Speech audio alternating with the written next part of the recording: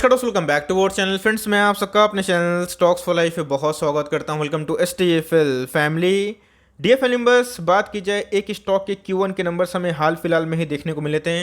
Numbers की बात की जाए तो उसमें अच्छा खासा हमें गिरावट देखने को मिला था और दोस्तों एनालिस्ट ने उसको बहुत डाउनग्रेड कर दिया था। -40% का टारगेट दिया था। लेकिन दोस्तों मैंने आपको हमेशा बताया है कि ऐसे बहुत सारे ब्रोकर्स होते हैं जो नेगेटिव कमेंट्स करते हैं, ऐसे बहुत सारे ब्रोकर्स होते हैं जो पॉजिटिव कमेंट करते हैं। लेकिन दोस्तों जो बिजनेस होता है उसको आप आइडेंटिफाई करिए।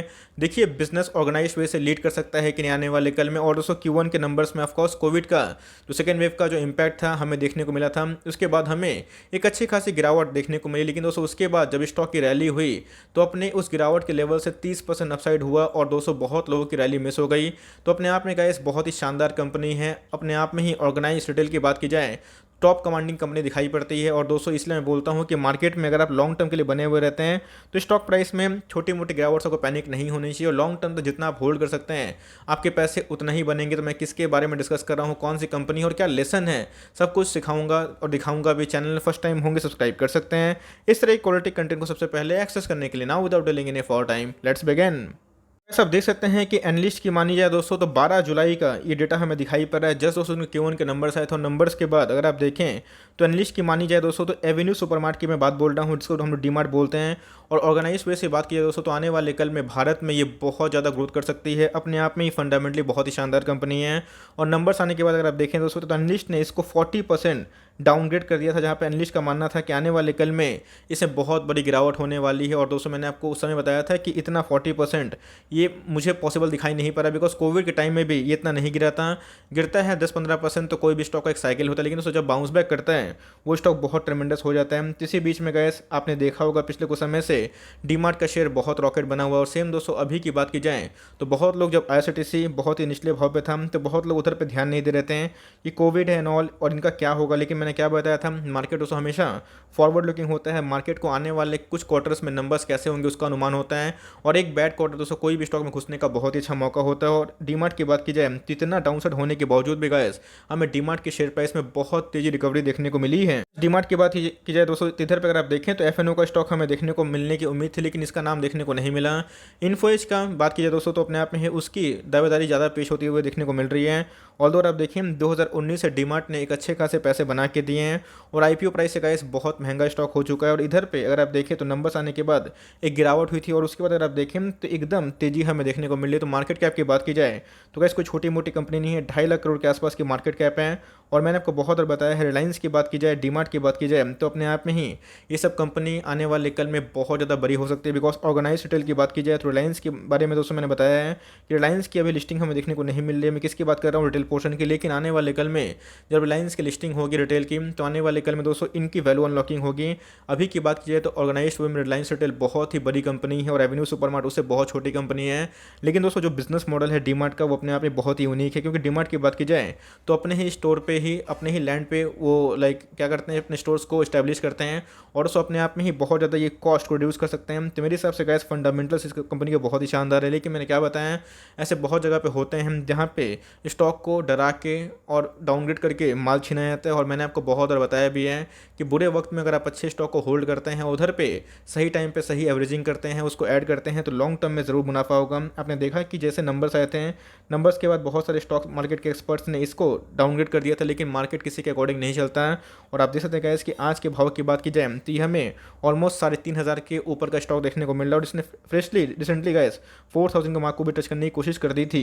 देखिए दोस्तों तो कोविड नहीं आया होता तो इस कंपनी के सेल्स हमें कॉन्स्टेंट देखने को मिल रहे थे। और अगर आपके पास नहीं है, आप चाहें तो इसको स्टडी कर सकते हैं। अपने आप में ही एक बहुत ही शानदार फंडामेंटल को बिलोंग करने वाली कंपनी है। ऑल्दो अगर आप देखें तो 38% का इसमें दोस्तों जनवरी के महीने से एक रैली आ चुकी है, जो अपने आप में ही बहुत ही टॉप क्लास बात है। और आप देखें, ध्यान दे, नोटिस करें, बिकॉज डिलीवरीज पे बहुत ही लोगों का कम ध्यान होता है। उधर पे देखना बनता है कि एकोमोडेशन कितना देखने को मिल रहा है। अगर आप देखें तो रिसेंटली गाइस 27 अगस्त को इसने अपना ऑल टाइम हाई को हिट किया और आप देख सकते हैं कि ऑल टाइम हाई पे भी 61% के आसपास हमें एकोमोडेशन देखने को मिल रहा है, जहाँ पे 49,000 शेयर्स ट्रेड हुए। इसके रेंज में आप देखें तो 2,13,000 शेयर्स को डीमैट में ले जाया गया है। डीमैट की बात की जाए, एक बहुत बड़ा लेसन सिखाता है, जहाँ पे बहुत ही सस्ते प्राइस में बहुत लोगों ने बेच दिया था, उसके बाद स्टॉक में रैली आ गई थी। लेकिन दोस्तों अच्छे स्टॉक को एसआईपी करते रहे, इसलिए बोलता हूँ कि अच्छे स्टॉक को आपको टाइम देना पड़ता है।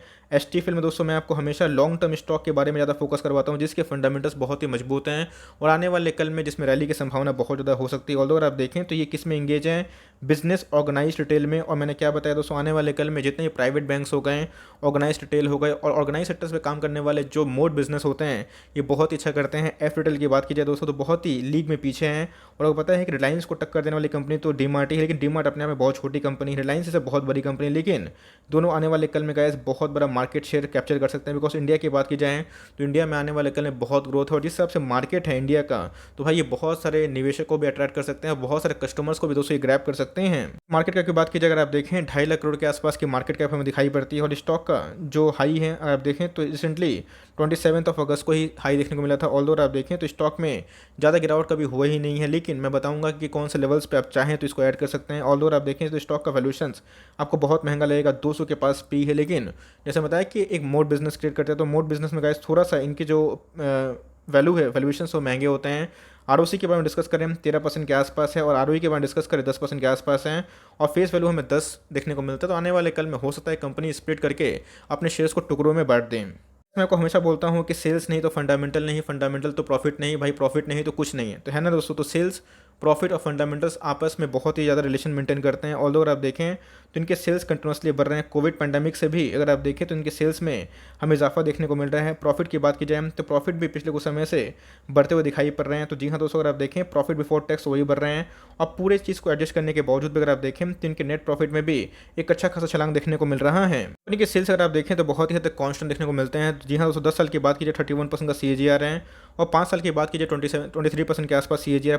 प्रॉफिट ग्रोथ के बारे में डिस्कस करें तो गाइस कंपनी कंटिन्यूसली बेसिस पे अपने प्रॉफिट को मेंटेन करने की कोशिश कर रही है। याद रखिएगा 10 साल पुरानी वाली कंपनी में ग्रोथ ज़्यादा था, अभी कंपनी बड़ी हो गई है तो ग्रोथ कम होगा। लेकिन दोस्तों 15 से 20% का भी अगर ग्रोथ और प्रॉफिट मार्जिन जनरेट कर लेते हैं तो बहुत ही अच्छी बात है। ऑल्दो हमें 2019 के आसपास से हमें लिस्टिंग देखने को मिली थी। उसके बाद अगर आप देखें तो स्टॉक प्राइस का जो डेटा है बहुत पुराना अवेलेबल नहीं है, बट गाइस जो भी है अपने आप में बहुत यूनिक है। अगर आप देखें कंपनी का जो ROE है वो 15 से 20 के आसपास है और कंपनी इतनी लार्ज कैप होने के बाद अगर इसको मेंटेन करती है तो बहुत ही शानदार देखने को मिल जाती है। कंपनी के पास कितना रिजर्व देखने को मिलता है तो गाइस कंपनी के पास अगर आप देखें तो 11,000 करोड़ का आसपास रिजर्व है और कंपनी के बोरोइंग्स के बारे में डिस्कस करें तो बहुत ही कम है, 300 करोड़ के आसपास बोरोइंग्स है, जो अपने आप में दोस्तों ना के बराबर है। मतलब कंपनी फंडामेंटली अच्छी कंपनी है और आप उसको डेट फ्री तो नहीं, बट फिर भी बहुत ही लो डेट आप कंसिडर कर सकते हैं। लेकिन अपने आप में गाइस कंपनी काफ़ी कैश रिच है।